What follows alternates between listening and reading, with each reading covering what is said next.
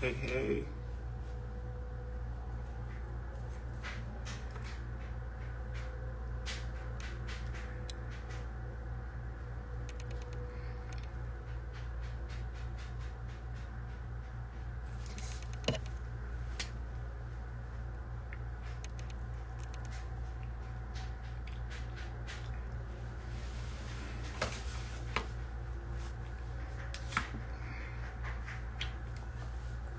All right. Go loud with it. So we just waiting for Lorenzo to jump on. We gonna get started. Thanks everybody for jumping on with us.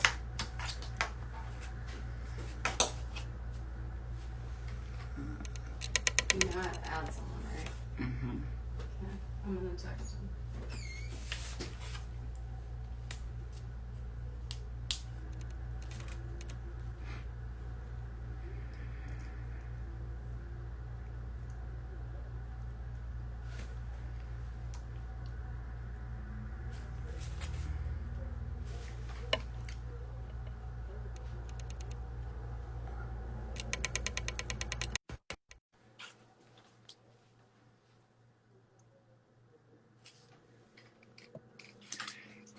Okay, we got him. What's Lorenzo, going on? What's going on? how you doing, brother? Uh, busy day, busy day. Actually getting ready to head downtown. Um, Yeah. to yeah, to try to just play a support role because we do have a lot of youth that are participating in the protests. I was down there last night. Uh, I don't even know what time I left, but Mm-hmm. just want to definitely make sure that there's folks there that know that there are people from this city that care and want to make sure that everyone gets home safe. So we made sure that at the very least we provided people with water. Um, there were people going around passing out masks. There was a group of folks who were managing, I guess, the snack station, but they had to leave. So we like, look, just hand it to us. We got it. Make sure everybody got their apples and their bananas, and even had to jump in to washing a few people's eyes out. Because you have a lot of people who are protesting for the very first time, and they definitely want to be part of this moment in our history to finally do something, whatever that may be. But we know we have to do something different than what the status quo has been showing us for all these years, especially with the type of leadership that's been in place that continues to push policies that create these. Let me make sure I mute all this. All these policies that look, No, phone don't stop until like early morning. It just don't stop. I But know. we just want to make sure that we're pushing policies that actually benefit the lives of black and brown people of this city and not destroying more lives. There's always this false narrative about safety and how we need to overinvest in policing. You have one side saying that, oh, it's not enough police on our corners. You have another side saying that actually is too much. I'm getting stopped just leaving my house and I'm being asked where the guns at, but I'm a teacher, I work in this city. I teach your babies, but they're asking me where the guns at, so that type of experience that plays out over and over with DC police, it's easy for us to focus on what's happening in so many other cities, but we know it's the same tale here in Washington, DC, where people who are traumatized in the name of safety, making people feel safe. So it's our collective struggle to try to unite as proud people who not going to back down. As you can see, I know there are some folks who are serious about their respectability politics who could not handle people defending themselves by throwing punches at the cops. Ain't nobody trying to tell people to be violent, but ain't nobody trying to stand there and just allow anyone to treat you any kind of way that they feel, especially when we're deep in this pandemic. People were already stressed, just heighten it even more. People were already struggling, just heighten it even more. You think the last thing I want to deal with the cop is coming in my face telling me I need to move when they ignored the group of white folks at the tennis court, which is what one of the people said in one of those videos? That's a traumatizing experience that repeats itself over and over. But I'm committed. I ain't mean to be just rambling, Look, but you know, look, it's look. a lot, man. It's a lot, and you know, I'm hyped. I'm hyped up. I'm angry. It's change for our city for Ward 7. You know, that's why we build this coalition across the city to try to make sure that we're committed to fighting for deeply affordable housing for our people, you know, and make sure that it's in all parts of the city instead of what we have today where, you know, Wards 2 and Ward 3 are not carrying their fair share of building out more affordable housing units. You know, we have to make sure that we're building out a network of affordable grocery stores, community owned grocery stores, so that we can build equity in it, create our own dedicated pipeline of jobs for people in our community. You know, make sure that we have ownership of a resource that we're always going to need. We're always going to need food access. Why Yeah. do we have to play this game every year and every decade with every new developer that wants to tell us that we're not eligible to get access to a good grocery store because we don't make enough income? Even though there have been so many legacy businesses that we have sustained over the years with our incomes. We have the disposable income to sustain the store. We just need leadership that's going to believe in us, you Mhm. know. And of course, the big issue on everybody's minds in Ward 7 is public safety. You know, as you know, I'm very big on Yeah. us reimagining what safety is. And safety for a lot of people isn't more police. Safety is, okay, maybe this person wouldn't have to make the decision they have to make out of survival if they had access to housing, if they Yeah. weren't living on the streets, you know, if they weren't, you know, trying to figure out how I'm gonna feed myself, how I'm gonna feed my children, you know, if they weren't living in a society that has oppressed us for so long, generation after generation after generation. We only been technically free, technically, or whatever, however they want to frame it, for the last 60 years. So it's sort of like we've only been able to spread our wings as much as we could, you know, in recent years.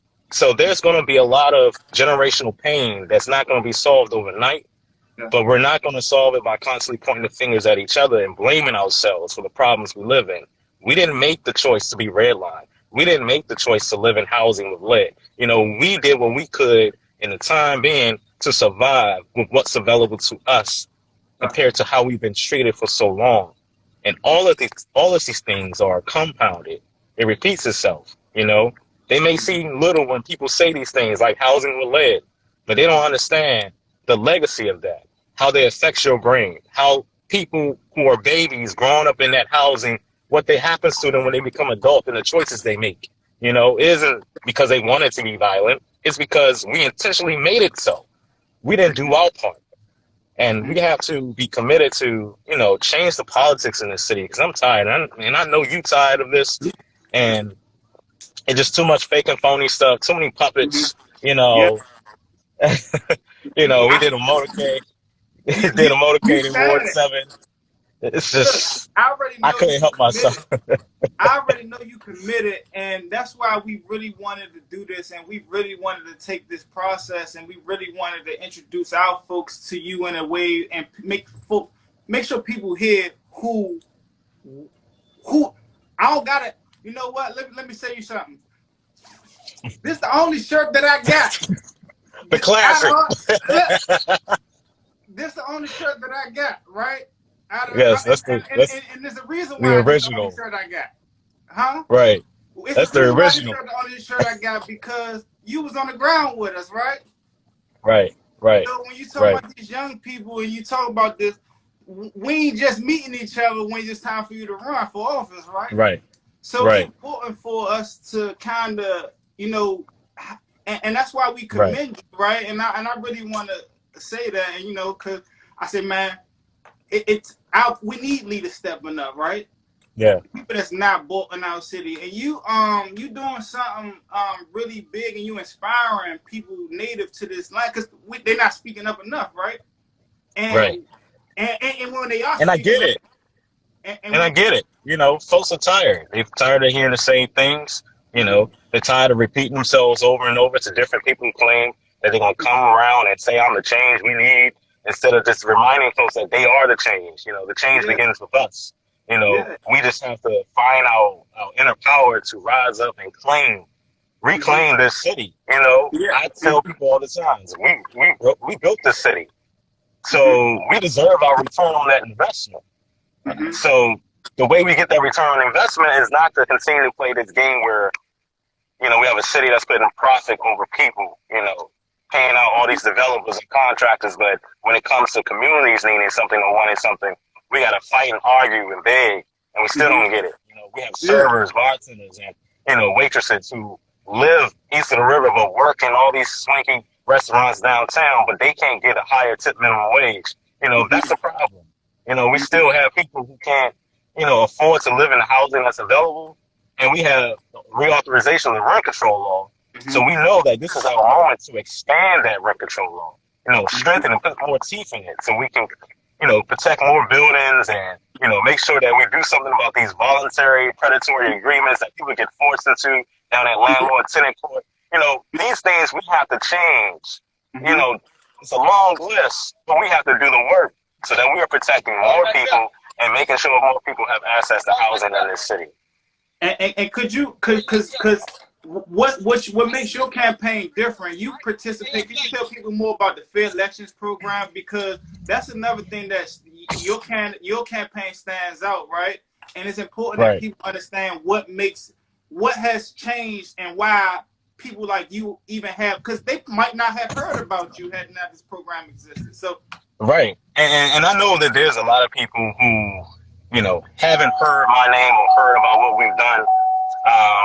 And I recognize that as working people, we're focused on making sure we put food on our tables and clothes on our backs. So, it's not easy for us to be so in tune about every community meeting or ANC meeting or whatnot, because we're trying to live our lives. But with the Fair Elections program, at the very least, I can tell folks I'm not bought and paid for by no developer, no private interest in the city whatsoever. All the financing I get is from you, the taxpayer. I raise up to $50 per person, and the city matches it 5 times. So that makes sure that DC residents have a deep investment in what's happening in the city. So I'm proud to be in that program. I'm proud to say that I'm not for sale. It's evident in my work. Other people in this race can't say that. They can't say they're not for sale. There's folks who can't say that. That they're not a puppet for Muriel Bowser, even though we see it all in their donations, all in their resume, but I know that we have to be committed to ensure that we have independent leadership in Ward 7 that's willing to challenge the status quo and fight for every single dollar that's due to us on this side of town, including funding our schools. Yeah, our schools is another thing. Independent, independent. Yeah, I'm a Democrat, but I'm not no puppet. And that's what people got to focus on, independence, because a lot, and you got to check those endorsements. Somebody asked me, one of our fathers said, who is he endorsed by? Who is it? We want to know who they endorsed by. And please go ahead, show them, because the community. Absolutely. And let me say this, because I heard another one of my opponents say this down at a polling place. Saying that, when people get endorsements, they owe them something, even though these was the same endorsements that he was trying to get. But I told folks, I don't owe anybody anything. Most of my endorsements come from unions. I was in a union. I was in AFG Local 1000 at Department of Employment Services when I was working in the unemployment unit. So I understand what it is when you got to fight for every single piece of dollar and make sure that whatever the collective bargaining agreement is on the table is actually going to bring the benefits that you deserve for getting up every day to serve the people of this city. So I'm proud to have the endorsement of the Washington Teachers Union, because teachers have been on the front lines fighting every day to ensure that we have an equitable budget for schools. Has been called by the mayor and the chancellor about how Ward 7 and 8 schools are not getting fair funding. They're the ones that's been on the front line saying that, in order for me to do my job better, I need these kids to get the resources they need. Because a lot of our kids can't read and write. We have a lot of kids who come from homes that need more resources, more support. You get my kids that I teach the resources they need, I can do my job a lot better. They're not fake with what they're fighting for. They're making it clear. These are the resources that our children need so that we can all have a better educational experience. I'm proud to have the endorsement of the people that drive our trains, that ride our buses, ATU Local 689. They represent the Metro workers, and they've been clear. And anybody that know me from my early days in Southeast, one of the first protests I did was against cuts against buses. the W6 and the WV, and they wanted to cut it, trying to say that, oh, it wasn't safe because kids were throwing bricks and rocks at them. I had to challenge the power to be to say we have to think beyond the we have to think beyond what our kids are doing today and get to the solutions to ensure that we get more access to transportation on outside of town. That means that we can't cut buses, that knowing that our seniors still need access to a grocery store across town because they don't have one in their neighborhood. We can't cut buses when we know that we have so many families who are disabled, who still need access. So we have to do our part to push back against these false narratives and challenge people to look at the solutions. You want kids to stop throwing rocks and stuff at the buses? Let's look at the fact that they don't really have no playgrounds in their neighborhood. They don't really have the after-school programs that they claim should be available. They can't get access to them. They don't live in a community that believes in making sure that we're building for us instead of building for profit. So, these are the things that we have to address collectively in this city before we go trying to cut vital resources like buses. And I earned the endorsement, of course, of the nonprofit Professional Employees Union, and I believe they represent DC Jobs for Justice and some other groups. So they definitely wanted to jump out there and make it clear that, this is the guy that understands the nonprofit industrial complex, and at the same time understand that we have to use a racial justice lens anytime that we're trying to address problems in Black and brown communities. It can't just be, folks who come from the sky with money from big corporations and their nonprofits trying to say what's good for us. We need. I'm sorry, y'all ain't supposed to see me. Don't see me.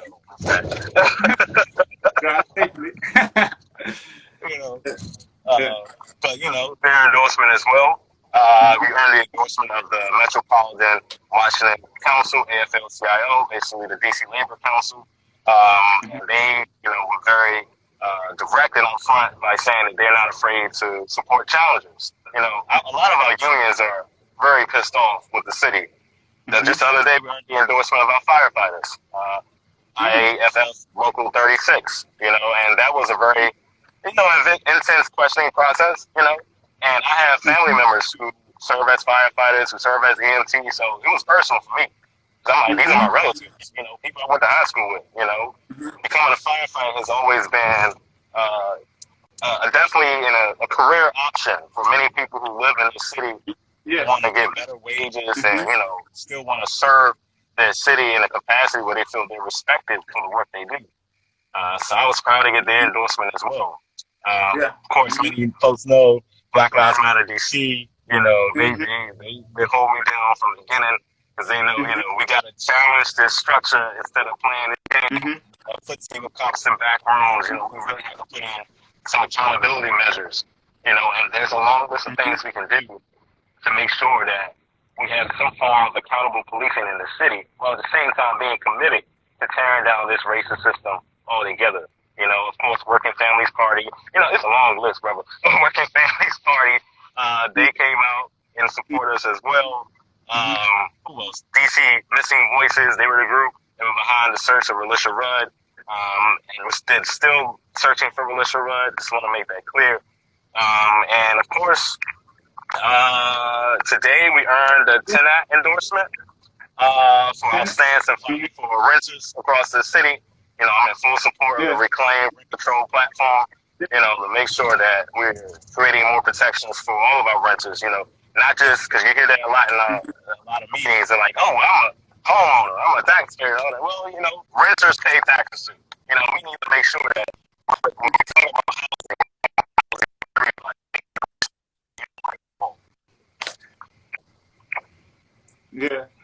Yeah, your phone was breaking out a little bit. But yeah, so but you said something earlier, and you talking about the youth, right? And that's a big concern I know for me. Could you still hear me, Lorenzo? I just want to make sure before I'm talking too much. Can you hear me? Yeah, it's real choppy right now. You in probably a bad area. Oh yeah, I can see you. Can you hear me? Yeah. All right, so I want to know, so the youth. I'm particularly concerned about the youth right now, and I know you've been very vocal, and you've been one of the few people that I've known to actually speak and say truthfully and be real representative of what some of these folks have been saying, right? From the and you've been, people have been critical about you in some stances with the police, but some of these things you kind of, what's going on right now, that tension that's going on right now, some of these things you have kind of been hitting out there, right? So Right. I want to know what are we doing for our youth, especially when we think about the context of Washington D.C. being the #1 incarcerated per capita and the #1 gentrified per capita, and the youth who's graduating, they didn't have a graduation this year, but how many of these youth think that they're going to stay in this city that's graduating and coming out of high school? How are we addressing this? Well, I have to say that I believe that a lot of the youth see what's going on. You know, a lot of them are paying attention, and they do not see a city that's affordable for them. Sunlight. Don't see a city that caters to what their needs are. We couldn't even do the basics of raising the age for, lowering the age for our students, our youth to vote, to participate. Education budget affects them. They're in our schools. Why can't they have a voice on how that budget is, distributed in the city? So I feel that a lot of our youth, and you see it on the streets today, they're not with the fake stuff that they've been delivering for so long. It's breaking up. Now you good. Oh, okay. Yeah, they're not with the things that you're saying. And, and I know it's a difficult conversation for a lot of our seniors, and even when I started this campaign, the whole narrative was, oh, he's a radical. He just want to come and, get rid of the police and all that. I'm like, no, I just want to come and challenge your thinking of how we need to be addressing the needs of our community. Anytime that I can sit in the back room with a commander, and MPD don't really care for me too much, but they'll sit and talk, and the commanders will tell you like, yeah, we're the only agency in the community. I'm like, well, you're not a social service agency. You can't address housing. You can't address homelessness. You can't address mental health services. You cannot address the fact that people can't pay their rent in this city. Because you cannot solve all those issues, you should not be the first ones that's sent into our communities to address it. Because a lot of these incidents are a response to that.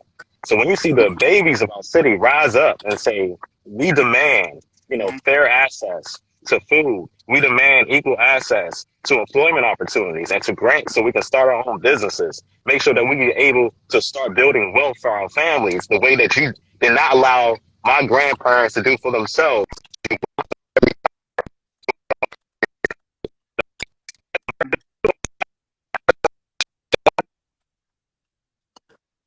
Yeah, your phone breaking up again.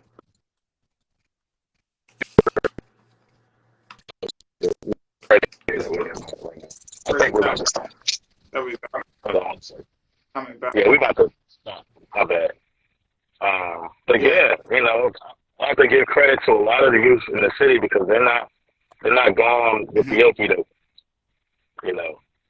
They challenge the powers that be, and it inspires me to know that there's a whole generation coming behind me that I have to look out for, that I have to, speak up for and make sure that I'm elevating their voices.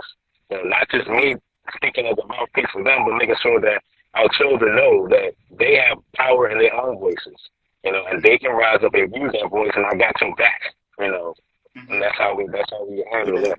You still kind of choppy, people getting some of it. Sorry, Rob. No, yeah, it's you working. Look, you working. It's June 2nd, right? Yeah, election day is Tuesday. So yeah, 2nd. Like every minute of my time is it's out here to make sure that we get out to vote.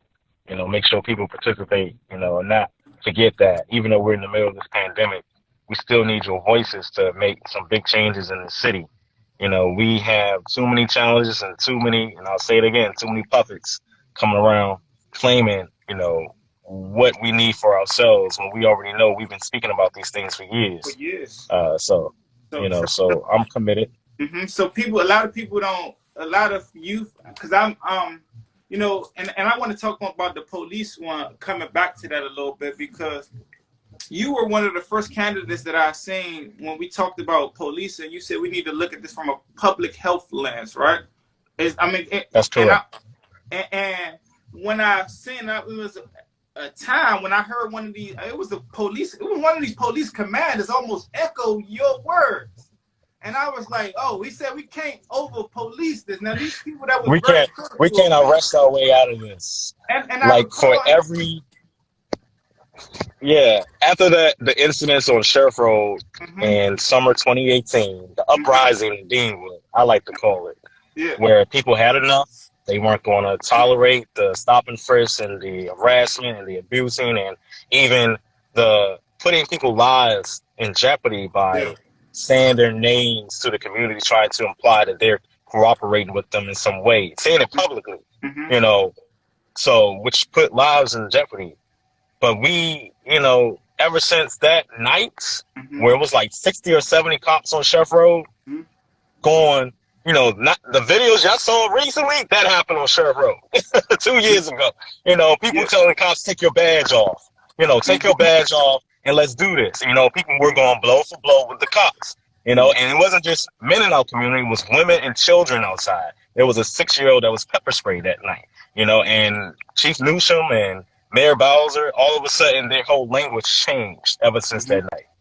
First they stopped saying community policing, then it was constitutional policing, trying to say that they were within the U.S. the rights of the Constitution to do the things that they were doing, without implying that they were actually harassing and abusing people by using that same Hmm. Constitution. It was just that whole language changed, and then you saw the commanders and the beat officers come to our community meetings and our meetings saying, "Oh, we can't arrest our way out of this." I was like, "Oh." Hmm. The whole language changed because they realized that, Hmm. oh, these people are really the fight, Hmm. and to the point Yeah. where people were ready to go down to the precinct and set it on fire. That's how far it was going to go. Hmm. But once they saw that people pushed back, people made it clear that they knew their rights Hmm. and made it clear that they had a lot of legal resources, which was important during that time. A lot of legal Hmm. resources that people can tap into to threaten lawsuits. Bring the ACLU, thank you, to take on the cases about violating the Fourth Amendment. That was the key. Try to get some lawsuits stirring about that, making sure there was attention and energy behind the Jeffrey Price case, who was killed by MPD while he was riding his ATV on Division Ave. They intentionally killed this brother, in front of an Hmm. entire community. And they did not understand why people were still mad, still angry, about that. No answers. Body cam footage still to this day. The family still have to see that happened in this city. So, Daquan Young, Marquise Allison, You're breaking two up other again. names, brothers who, You're going in and out again.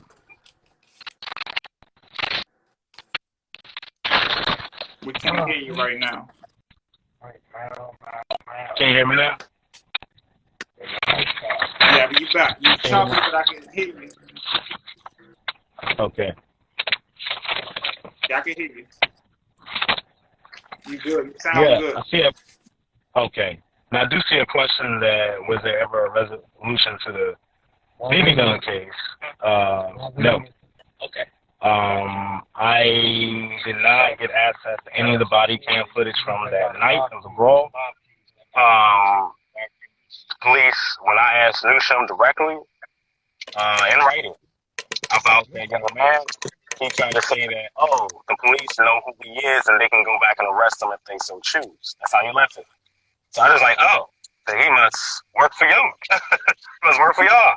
Yeah, that's the only thing I can think of because he surely wasn't from our neighborhood. In the wings. But it was something that, it was a tactic that was used constantly, to, Hmm. plant somebody, to plant a gun, in this case, a BB gun, as justification to stop and frisk everyone on that corner. Only problem is it was a tactic that was repeated too many times in my community, over and over and over. People were hip, as soon as they pulled up, the camera started recording, so, and they knew their rights. So, that was the resolution of it, It garnered a lot of attention. We had a big historic hearing down at Deanwood Recreation Center on policing in Ward 7 and 8. It was packed in that room. You know, people came out and we made sure the police weren't there so people could tell their stories without fear and retaliation. You know, that was something that we needed to do so that people can see for the first time how powerful their own voices were. And to see, you know, young men from my community who stepped up to the plate, you know, and say, you know what, I'm not going to be afraid no more. I'm going to just tell you what life is like for me in Washington, D.C. And to see the faces of the council members, to hear that so bluntly, you know, it did shake the earth a little bit. You know, you even had Anita Bonds come out and say, you know, I used to live in Deanwood. You know, I got friends over there. They were calling me asking what's going on. You know, so it did challenge the whole council to at least ask the questions. You know? And all of this happened. All of this happened right in front of Nooks. Is that correct? Right. That's correct. And Nooks. Go ahead. Yeah, Nooks was part of a development deal. You know, Nooks Barbershop, Wilson's Daycare, like a, you know, Sonny's Stereo, and there was a church there as well. You know, there was the owner of the property sold the property without telling the tenants that he was planning to sell. I told the tenants that he was planning to sell, but he went back to them saying that, oh, it was a lie. The commissioner's lying. Until the day the property was sold. Once the property was sold. It was sold without people's attention and people not knowing about it and police coming around to vacate it and doing and this is the trend that we've noticed all across the city, correct? And absolutely. When we talk about what's displacement in Washington, D.C., we talking about mass incarceration. We talking about police come and then development come, right? And we see that at Nooks. We're seeing that at Brooklyn Manor. We see that in certain, we see that in any neighborhood that's slated for development. We see police come, private police, and then we see development happen. And you talking about Nooks, a special case where development is ongoing and police is throwing alley oops for throwing with fake BB guns. They just picked the wrong block, wrong neighborhood, the wrong commissioner. It's just, you know, and I have to tell folks, like, these are people that I grew up with, that went to school with us, they're from my community, you know. I couldn't allow that, you know, I couldn't allow that. And unfortunately, you know, the downside of that was I saw every person that called themselves a leader in Ward 7, how quiet they were. You know, so silent. You know, all the text messages and calls for me to try to pressure me to go sit on the fence. You know, tone it down and all that. I'm like, what you mean tone it down? We got people out here crying. They're mad. I got mothers grieving. What do you mean tone it down? You should be hyping it up. You know, even people that's running in this race, it's quiet. You know, so I'm very proud of that moment because you know, you really see who's willing to be about the people, who's really, you know, just out here talking. But I know that as long as we committed to elevating the lives of so many working class people across Ward 7 and Ward 8, you know, because I do believe that our struggle is a collective one. You know, we can change things if we're truly committed to shaking up the status quo. You know, I've seen it in action. You know, my own community showed me. You know, I've been able to build with people who work on our campaign right now, who I met during that period. You know, there was two young ladies who are white who live in Deanwood, you know, and they came out and volunteered at the barbershop as part of a mutual aid effort. You're going out again. I can't hear you at all right now. We going out back.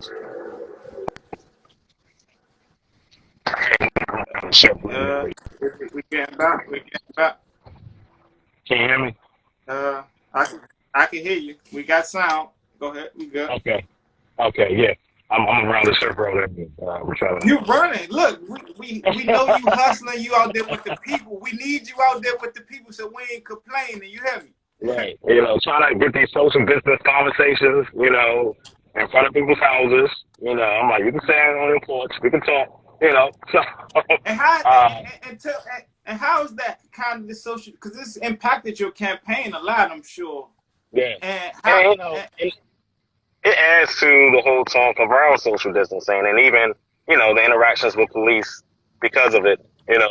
I tell folks that, we're still human, and human beings like to socialize. It's hard for us. We're not robots, so there's no switch that we can just press to say that, oh, I can't, go see that person or, want to hug that person or, want to reach out and grab that person's hand. That's a hard thing to just shut off overnight. But at the very least in this campaign, it allowed us to, step up our digital organizing. I had to tell folks, like, oh, we ain't getting nothing to do yet. I'm like,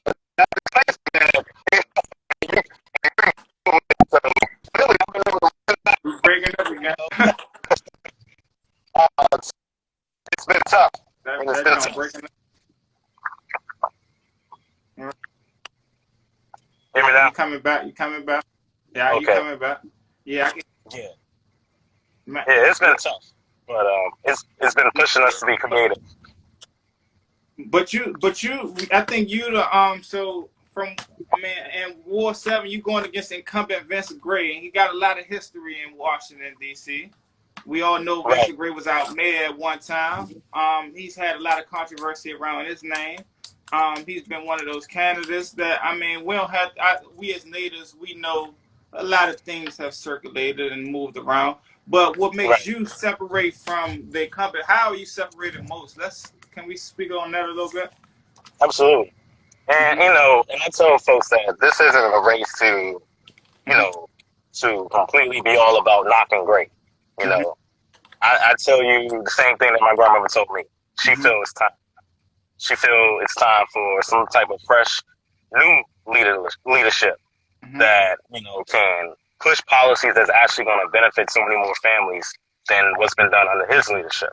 We still have so many, people who work retail jobs, who work as first responders, who work, up in our hospitals, and we already know the drama around United Medical Center and building out a new hospital east of the river and trying to make sure that it's a full service one with a level 1 or level 2 trauma care center.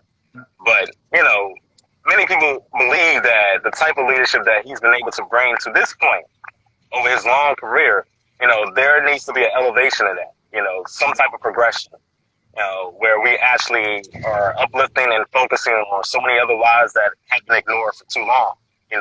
We started out this conversation talking about police brutality because that's a real issue in Ward 7. Unfortunately, he believes that it's not. Even when as far as saying that mothers should not know the name of the cops that killed their sons or daughters. That's not, that's not going to work for me. That's not going to work for me. And that's not no shot at him, as a man. That's a shot at your policies. That's a shot at what you're pushing that's supposed to represent my life. I don't believe that, mothers should not know who killed their sons, no matter if somebody from our community or somebody with a badge. I need to know. Tell me the name. I know where they work at. Clearly, people need to know that information so we can hold people accountable for what they do in this city. We differ on how we should serve our seniors. My experience with his office was, when there were 2 seniors in Deanwood that had a sinkhole that took both their houses. They called his office for help. His office pushed back saying, oh, we're just the legislative office. Not much we can do. So who else they call, right? The ANC commissioner. Yeah. The person who doesn't get paid for any of this. They call me and say, hey. The ACU. Yeah, that's me. And I had to sit on the phone and try to understand, like, he got a whole paid staff.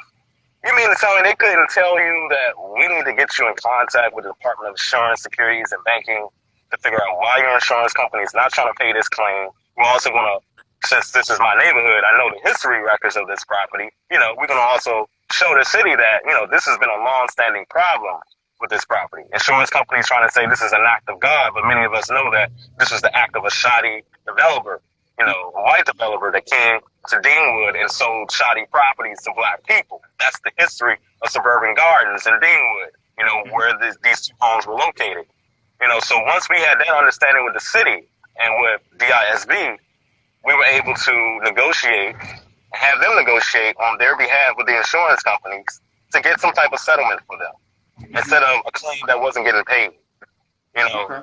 And that means that we had to pull the city administrator's office into a room over at Capitol View Library. We all sat at a big table, Rashad Young, and, had DHCV in there, so it was a collective of agencies that tried to come together to piece together some type of deal for these two ladies to ensure that, they were made whole. They were already saying that they no longer wanted to live in the city because of that experience, because their council member wouldn't help them, saying they're just a legislative arm. They didn't understand that. And one of these ladies actually stood on the corner and waved signs for grace. So she took it personal. I got you in office, boy. That's what she said, So it's sort of like, how can you treat your own people like this? So once we were able to jump in and try to help and support them, that was really a challenge for me to wake up and say, you know what, this we can't allow this to continue. People need better constituent services. They need better policies that actually uplift our lives. And we need council members who are committed to being advocates for every resident. Not afraid to advocate for your resident and fight for them.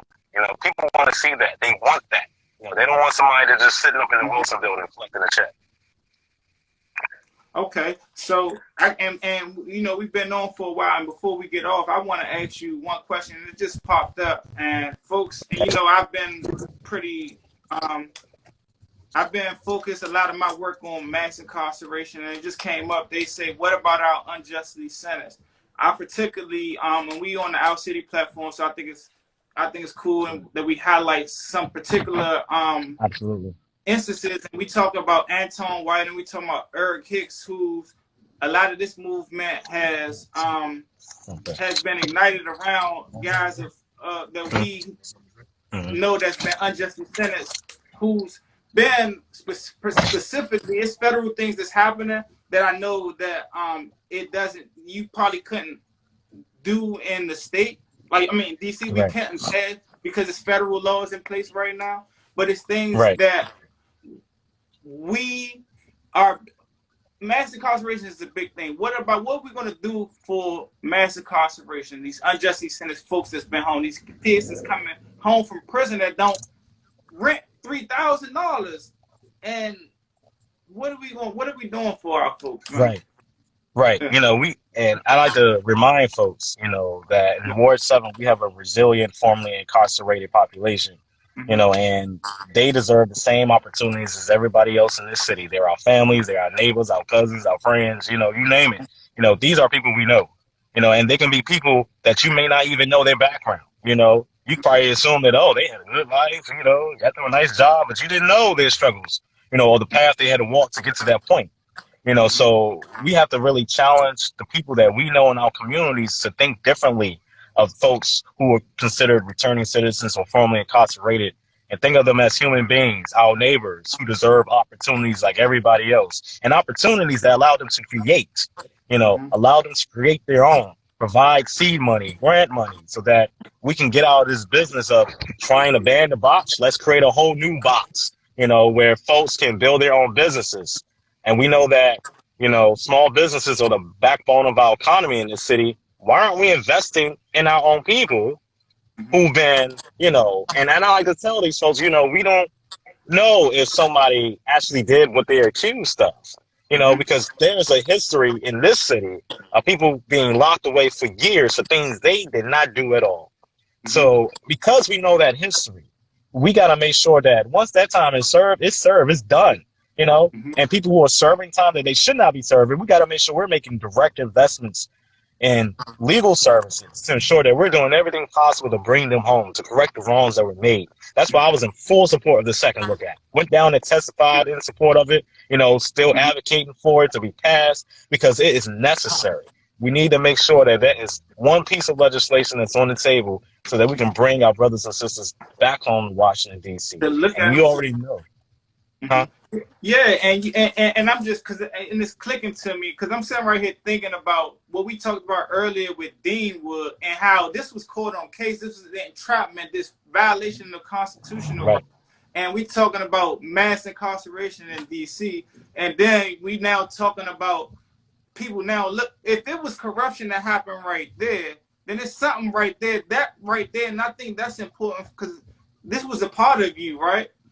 It's Right, important for people to kind of be looking at people that second look that you're talking about. right, right. And it shows a system that, was created to not benefit us at all. Mm-hmm. That they were trying to entrap them brothers and it didn't work. Mm-hmm. They chose to push back and say, not today. Mm-hmm. But just imagine how many more times that happened. How many more times that people remain silent out of fear of what would happen to them if they spoke out. Mm-hmm. That's why when we organized that hearing, it was important for MPD to not be in the room Mm-hmm. because, folks didn't want, that type of aggression in their face.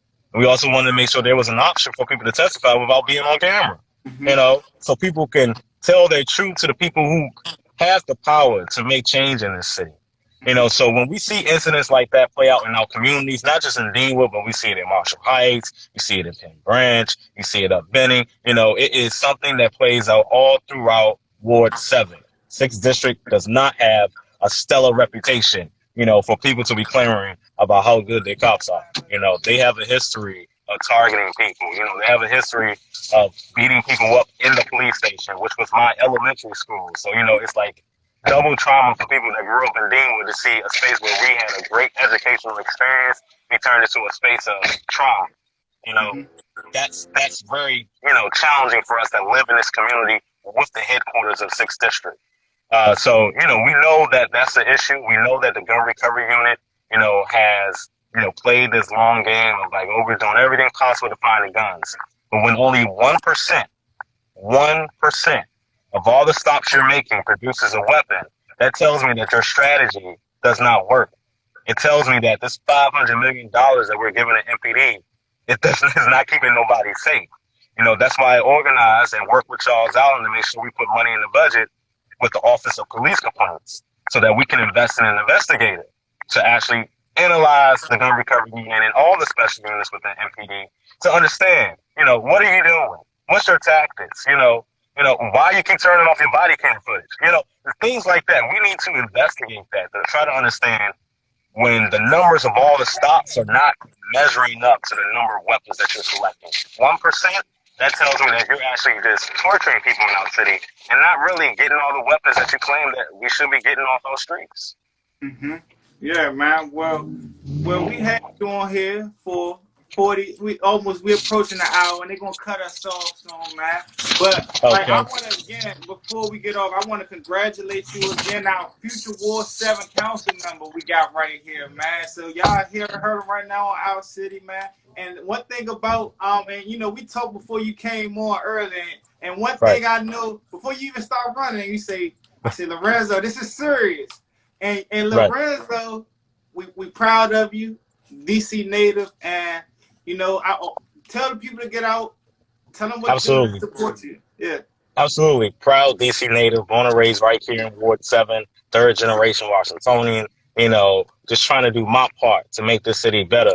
And I'm proud of the fact that I'm not bought and paid for by no entity, no politician. I'm not no Bowser puppet, and I'm certainly not nobody that's going to be a slave to developers in the city. So we need to get out and get our voices heard at the polls. So it's very important that you show up. Early voting is happening right now, 8:30 a.m. to 7 p.m. at Deanwood Rec, at Hillcrest Rec, and Benning Stoddard Rec. You can pick one of the three. There's only 3 voting centers open in Ward 7. But you can vote at any of the 20 voting centers across the city. So no matter where you at in the city and you see a voting center, you can go in there and vote, no matter where you live at. So we definitely need people to come out and vote. Early voting is happening all the way up until Tuesday. Election Day is June 2nd, this Tuesday, and the polls will be open on Election Day, 7 a.m. to 8 p.m. Come out to vote. Number 2 on the ballot, Anthony Lorenzo Green for Ward 7. Be the village. Let's be committed so we can fight for all of our families, who've been, trying to get the opportunities that they've been seeing happening and given to other people who've been moving into this city. But we have so many folks who built this city who's still looking for their come up. We got to make sure that we have an equitable budget, finally, an equitable budget where we're making those investments in Ward 7, in our schools in Ward 7, in our communities in Ward 7, making sure that we're doing our part to expand opportunities, investing in grant programs so we can start our own businesses and get in on these development projects that we keep getting cut out of. You know, so many businesses that use DC or Ward 7 and 8, for example, for the address, but they're not really from here. You know, they weren't established here, homegrown businesses. So we need to make sure that we're doing everything possible to create more opportunities for our families, and at the same time making sure we're looking out for our workers in the city. We got so many firefighters, healthcare workers, teachers that live in Ward 7 and 8, you know, and they are being left behind. You know, they stood up for us during this pandemic. We need to make sure we're standing up for them as well. Okay. Well, there you have it, man. We've all heard from Anthony Lorenzo Green, man. I appreciate you for jumping on the platform today. And, you know, folks coming out to vote, people vote Lorenzo Green. Yes, please, man. Number 2, we need your support. You know, we already know. I have to believe I may be the man to beat because, you know, I'm the only one that's getting the signs ripped down. So, you know, it's a lot of funny stuff going You're the down. man to beat right now. I think that's You know, it. it's like everybody like, where are your signs? I'm like, as soon as I put it up, somebody coming down ripping it down. It's like, what in the world? I'm not the council member. Maybe they believe I'm about to be the council member. We only can do that with your help and your support. You know, and we're definitely going to win this race on Tuesday. Thank God, and man, you know, I know you come from a spiritual family too. You got a grandma that's, hey, Lorenzo, we glad to have you, man. You hear me? Absolutely. You know, God, I keep God close. You know, I like to tell folks, I grew up in a holiness church, so I do have like a preacher tone to when I talk. But that's only because of grandma. You know, she raised us to be preachers, but you know, I had different plans. So you know, that's important. That's an important point for some of us voters. We want to know when you like what your relationship with God is. You know, that's grandma's question. And anybody that grew up in the holiness church, you already know they had you in church all week. You know, intercessory prayer on Tuesday, Bible class Thursday, feed the homeless on Friday. You know, choir rehearsal on Saturday. You know, you got to wash some cars too. You know, and then I had to, you know, do the music. You know, on Sundays. You know, record the choir and all that. So yeah, it was an all week thing. So, and I didn't get free until I turned 18. Grandma wasn't playing with that. 18, you can make your own decisions, but up until 18, you in this church every week. You know, that's how she raised it. So you come from that home where we all come from, the DC natives. Right. We appreciate you. I'm gonna let you go, Lorenzo. Thank you. All right. Thank you, brother, and I appreciate it. And thank everybody for joining. God bless. All right.